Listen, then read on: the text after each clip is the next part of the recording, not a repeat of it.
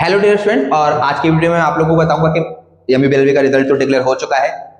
अब जो बच्चे क्यूरियस हैं या जिस चीज को लेके ईगर है वो ये है कि हमें मेन कैंपस मिलेगा, कितनी रैंक तक मिल जाएगा मेन कैंपस, अगर मेन कैंपस रेगुलर नहीं मिला तो सेल्फ फाइनेंस कितनी रैंक तक क्लियर हो जाएगा, है ना। वो सारा डेटा मैं आज आपको बताऊंगा। लास्ट ईयर के बेसिस पर है, जो लास्ट ईयर का डेटा था उसके बेसिस पर एक प्रिडिक्शन है, और 95 से 98% आप समझ सकते हैं कि ऐसा ही रहने वाला है। तो लास्ट ईयर मैंने बच्चों से जो इस बार बीएलएलबी फर्स्ट ईयर में उनसे डेटा कलेक्ट किया है, तो वो सारा मैं डेटा आपके साथ शेयर करूंगा।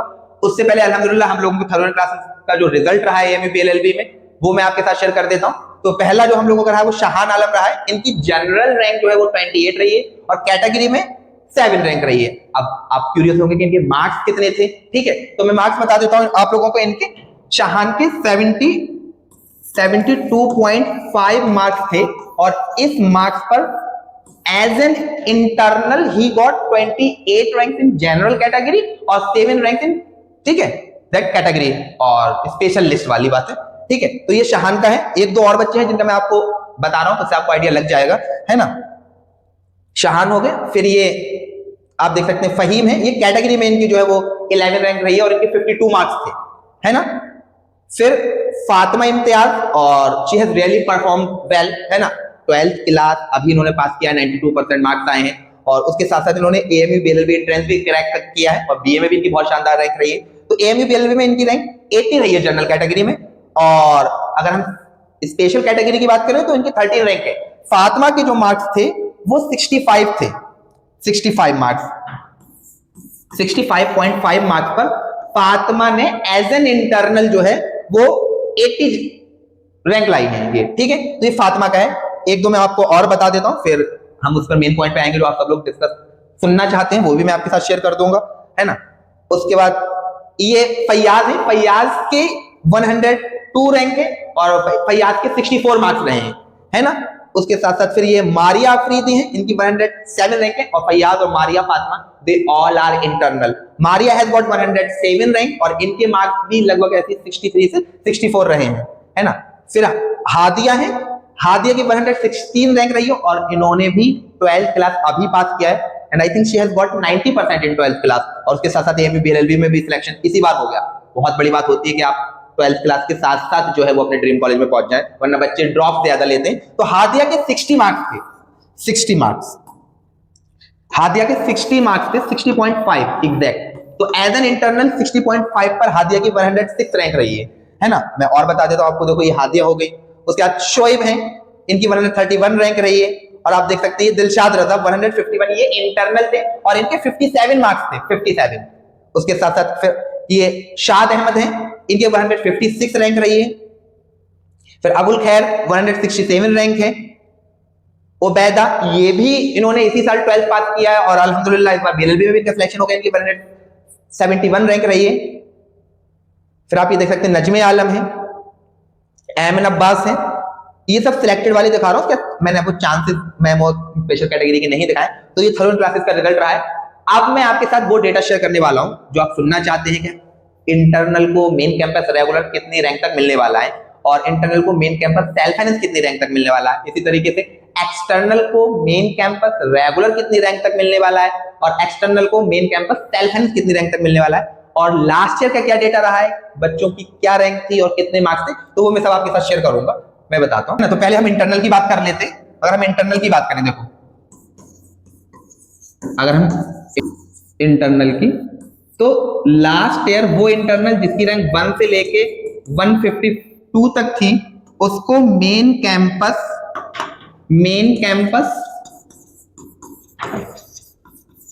रेगुलर मिल गया था, जिसकी फीस 19K है ऑलमोस्ट, है ना। इस बार भी वो इंटरनल जिनकी रैंक 1 से लेके 152 या 153 तक है, ठीक है। इस बार मैं अगर 2026 की बात करूं, तो अगर 2026 की बात करें, ठीक है, ये 2025 का मैंने आपको डेटा बताया है।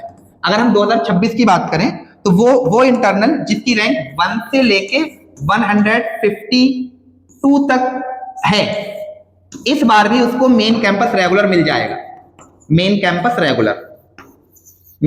रेगुलर, ठीक है। अब वो इंटरनल जिनकी रैंक 152 से ऑनवर्ड्स है, दैट इज अगर हम बात करें मेन कैंपस सेल्फ फाइनेंस की, ठीक है, मेन कैंपस SFS जिसकी फीस 80K है आ ईयर, ठीक है। तो लास्ट ईयर में पहले बता देता हूं आपको, लास्ट ईयर क्या था, 153 से और 4 वेटिंग, दैट इज 4 जिसकी चांस मेमो 4 रैंक थी या चांस मेमो में, तो उसको main campus self finance Aligarh मिल गया है इंटरनल बच्चे को, ठीक है। अगर हम एक्सटर्नल की बात, ये मैं आपको बता रहा हूं, ठीक है, लास्ट ईयर का, तो इस बार भी आप ये मान के चलें कि वो बच्चा जिसकी वेट रैंक 153 से और 3 वेटिंग तक है, हम एक कम कर मान लेते, 3 वेटिंग तक है, इंटरनल है, अगर वो इंटरनल है तो उसको मेन कैंपस सेल्फ फाइनेंस मिल जाएगा। अच्छा, मेन कैंपस सेल्फ फाइनेंस में एक आप लोगों को हॉस्टल फैसिलिटी, हॉस्टल अकोमोडेशन नहीं मिलता है ना, बाकी सारी फैसिलिटीज मिलती हैं। तो ये तो इंटरनल का हो गया। तो इस बार 152 ऑनवर्ड, ठीक है, से 3 वेटिंग तक जो भी इंटरनल बच्चे हैं जिनकी इतनी रैंक आ रही है वो मुतमईन रहे कि इंशाल्लाह उनको मेन कैंपस सेल्फ फाइनेंस मिल जाएगा। अभी मैं आपको तरीका भी बताऊंगा काउंसलिंग का कि किस तरीके से आपको प्रेफरेंसेस रखनी है ताकि आपको मेन कैंपस मिले, ठीक है, वो भी मैं आपको काउंसलिंग का तरीका बता दूंगा, है ना। अब हम एक्सटर्नल की बात करते हैं। एक्सटर्नल की अगर हम एक्सटर्नल की बात करें, एक्सटर्नल की, ठीक है, एक्सटर्नल की, अब इसमें काफी सारी बातें देखें, 3 लिस्ट आती हैं, इंटरनल के साथ भी वही बात थी। तो पहली लिस्ट में, फर्स्ट लिस्ट के अंदर, लास्ट ईयर की मैं बता रहा हूं 2025 में, फर्स्ट लिस्ट के अंदर वो स्टूडेंट, एक्सटर्नल स्टूडेंट जिनकी रैंक 1 से लेके 60 तक थी, उनको मेन कैंपस रेगुलर मिल गया था, मेन कैंपस रेगुलर। इसके बाद जो मैं बात कहूं, दैट इज वेरी इंपॉर्टेंट कि रेगुलर मिलेगा, सेल्फ फाइनेंस मिलेगा, तो it really depends on the preferences जो आप भरोगे अभी काउंसलिंग के टाइम पर। तो 1 से लेके 60 तक जिस एक्सटर्नल की रैंक थी उसको मेन कैंपस रेगुलर मिल गया। उसके बाद, दिस इज वेरी इंपॉर्टेंट, है ना, उसके बाद क्या हुआ कि 61 से लेके 98, इनफैक्ट 102 तक फर्स्ट लिस्ट के अंदर, फर्स्ट लिस्ट में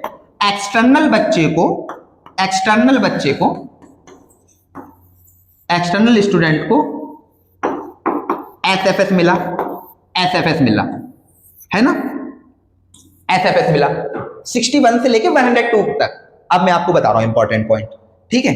इंपॉर्टेंट पॉइंट ये है कि देखें, पहले लास्ट ईयर क्या हुआ कि 1 से लेके और 60 तक एक्सटर्नल स्टूडेंट को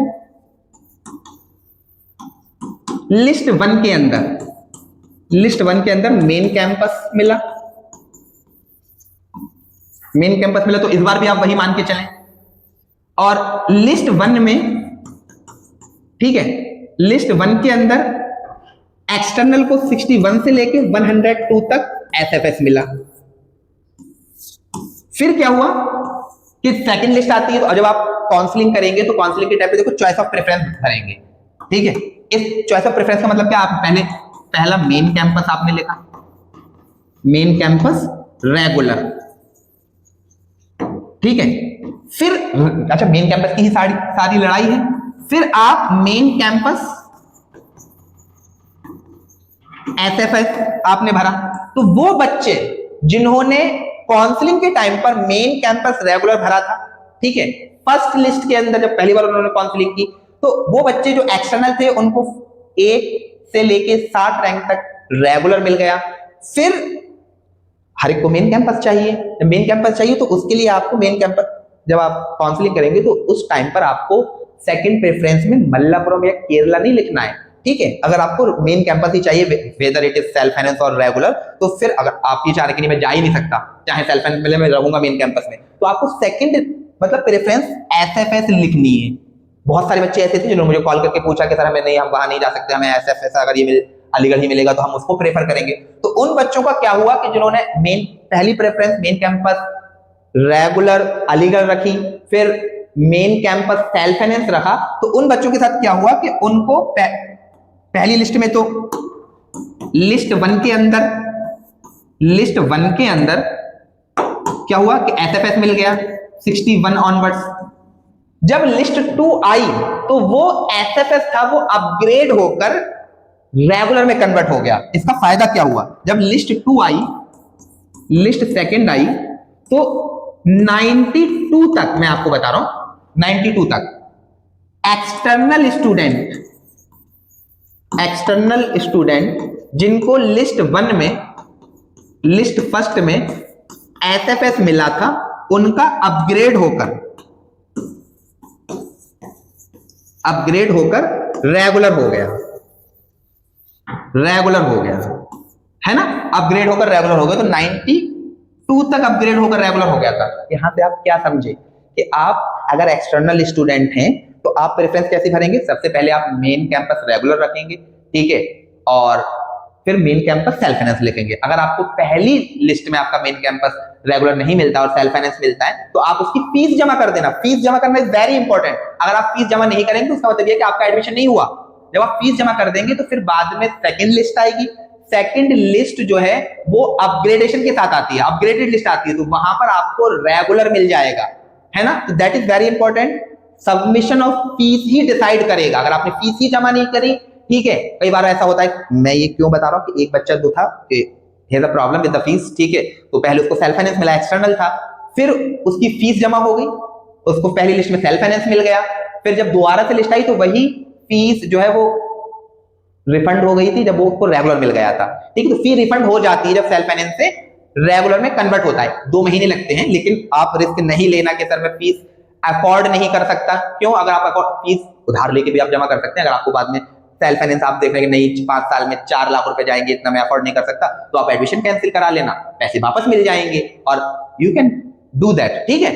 तो फीस जमा करनी है आपको, मैंने ये चीज आपको बता दी, ठीक है, कि अपग्रेड होकर रेगुलर मिल गया था। देखिए मैं आपको एक एग्जांपल बता रहा हूं, जैसे हाफिज अब्दुल अहद था, हमारे हाफिज अब्दुल अहद, तो हाफिज अब्दुल अहद की जो रैंक थी वो 87 थी और इनको पहली लिस्ट के अंदर जो है वो सेल्फ फाइनेंस मिला, इन्होंने फीस जमा कर दी।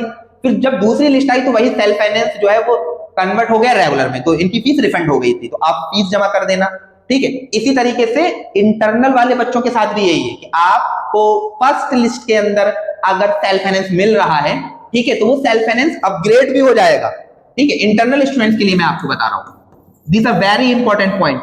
इंटरनल स्टूडेंट्स के लिए भी वही है कि अगर उनको फर्स्ट लिस्ट के अंदर से, फॉर एग्जांपल मैं आपको एक बात बता देता हूं कि कोई स्टूडेंट है जिसकी रैंक 164 है और उसको लिस्ट 1 में एसएफएस मिला है,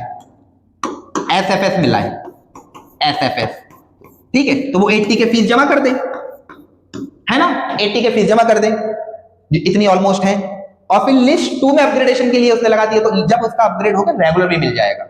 are you getting that point? ठीक है, तो फीस जमा करना इंपॉर्टेंट है। इंटरनल का भी अपग्रेड होकर एसएफएस से रेगुलर हो जाता है और एक्सटर्नल का भी हो जाता है, लेकिन ऐसा तब होता है जब आप फीस जमा करेंगे। अगर फीस ही जमा नहीं करेंगे तो फिर आपका अपग्रेडेशन नहीं होगा, आपका एडमिशन नहीं होगा, आपका लिस्ट में नाम ही नहीं आएगा। Are you getting that point? Fees जमा होने के बाद एडमिशन कंफर्म होता है, जब आपका एडमिशन कंफर्म हो जाएगा फिर अपग्रेडेशन शुरू होता है। होप यू गेट इट, है ना। तो मैंने ये सारी चीजें बता दी। देखो मेन कैंपस की बात है, बाकी अगर हम बात करें ऑफ कैंपस की, ठीक है, तो यूजुअली जो वेटिंग है, ठीक है, वेटिंग है। अगर केरला की बात करें, केरला मल्लापुरम की बात करें, मैंने पेन ज्यादा वो कर लिया, तो उसमें ठीक है बहुत शानदार लोकेशन पर है, तो यूजुअली 100 वेटिंग तक, 100 चांस मेमो तक मिल जाएगा रेगुलर की मैं बात कर रहा हूं, ठीक है। इसी तरीके से अगर हम मुर्शिदाबाद की बात करें, मुर्शिदाबाद की तो 200 तक मिल जाएगा, ठीक है। पहली लिस्ट की मैं बात कर रहा हूं, 200 तक इस तरीके से मिल जाएगा। और all of you are really concern about the main campus, तो मैंने मेन कैंपस का बता दिया। बाकी मुर्शिदाबाद में सेल्फ फाइनेंस और केरला में सेल्फ फाइनेंस, अगर आपको लॉस इतना ही ज्यादा वो है तो आप फीस जमा कर देना, वहां 60-60 हजार रुपए है। अगर मैं होता पर्सनली तो मैं नहीं करता, ठीक है, सेल्फ फाइनेंस वहां जाके, ठीक है। अगर आप अनटिल एंड अनलेस आप केरला के रहने वाले नहीं है और मुर्शिदाबाद के रहने वाले नहीं है ना, तो वो मैंने बता दिया। 3 लिस्ट आती हैं, ठीक है, 3 लिस्ट होती है, फर्म लिस्ट 1, ठीक है, 3 बार आएगा, 1 महीने का पूरा प्रोसेस होता है। फर्म लिस्ट 1, फर्म लिस्ट 1, फिर इसी तरीके से सेकंड आएगी, फिर थर्ड आएगी, है ना, तो इस तरीके से हो जाता है। और मैक्सिमम जो पहुंचेगा एक्सटर्नल, मतलब अगर मैं लास्ट बता दूं सेल्फ फाइनेंस मुर्शिदाबाद का, तो मैक्सिमम जो वेटिंग क्लियर हो जाएगी वो आप ये समझिए 350 तक हो जाएगी, एसएफएस तक, 350 से आप माने 400 तक एसएफएस, ठीक है, इतना मिल जाएगा। होप जो चीजें मैंने आपको बताई वो समझ में आ गई होगी। तो काउंसलिंग के टाइम पे इस चीज का ख्याल रखना, अगर आपको अलीगढ़ छोड़ के नहीं जाना, इतनी मोहब्बत है, ठीक है, मुझे भी बेनता है ना, वो एक शेर भी है, संजुमन में आपको आना है बार बार, दीवार उधर गौर से पहचान लीजिए, तो इतनी मोहब्बत है तो फिर रेगुलर मेन कैंपस, फिर रेगुलर सेल्फ फाइनेंस, फीस जमा कर देनी है, then you have to really wait for the upgradation, और आप अफोर्ड नहीं कर सकते तो एडमिशन कैंसिल करा लेना, फीस रिफंड हो जाएगी, लेकिन submission of fees is extremely important. बाकी ये तो सारी चीजें हो गई, और हम लोगों का 2027 के लिए AMU BLLB, जामिया BLLB, मानू BLLB, ठीक है, AMU BLLB, ठीक है, JMI BLLB, मानू BLLB, CUET BLLB, ठीक है, 2027 के लिए बैच शुरू हो गया है, 2027 के लिए, ठीक है, जिसमें हम लोग आप लोगों को पता कि इस बार से ऑनलाइन भी आ रहे हैं, ठीक है, तो जिसमें हम आपको स्टडी मटेरियल डिस्पैच करा देंगे कुरियर के थ्रू। जो बच्चे आउट ऑफ अलीगढ़ हैं या बहुत मतलब they are really living in those remote states vis a vis Aligarh, तो वो हमारा ऑनलाइन बैच ज्वाइन कर सकते हैं। बाकी अल्हम्दुलिल्लाह लास्ट 3 इयर्स में थरोली क्लासेस ने more than 200 plus black course को प्रोड्यूस किया है across the different universities like as AMU, JMI, मानू, और किलैट में भी अल्हम्दुलिल्लाह हम लोगों का बहुत अच्छा रिजल्ट रहा है, ठीक है, एक बच्चा NLU बैंगलोर में पढ़ रहा है, तो आप वो बैच ज्वाइन कर सकते हैं। हमारे बैच का नाम स्मृति 1.0 है, ठीक है, स्मृति 1.0 बैच को आप ज्वाइन कर सकते हैं, ठीक है, और इसमें इंग्लिश तो हम लोग साथ में मिलकर सीखेंगे, बाकी भी फैकल्टीज को भी मैं आपके सामने इंट्रोड्यूस करूंगा। अल्हम्दुलिल्लाह we have one of the most seasoned and experienced faculties in law, ठीक है, नूर सर हैं, हैदर सर हैं, डॉक्टर आतिफ सर हैं, है ना, शागिल सर हैं, अंशिका मैम हैं, कयूम सर हैं, they would be teaching you and they are highly experienced, और तो आप उस बैच को भी ज्वाइन कर सकते हैं। बाकी कोई इन्फॉर्मेशन अगर आपको चाहिए तो आप इस नंबर पे कांटेक्ट कर लीजिएगा, ठीक है, this is my number, thoroughly classes का भी है 9368937630 ये है, एंड आई रियली होप कि अब आपके सारे डाउट्स क्लियर हो गए होंगे। So tata, bye bye, thank you.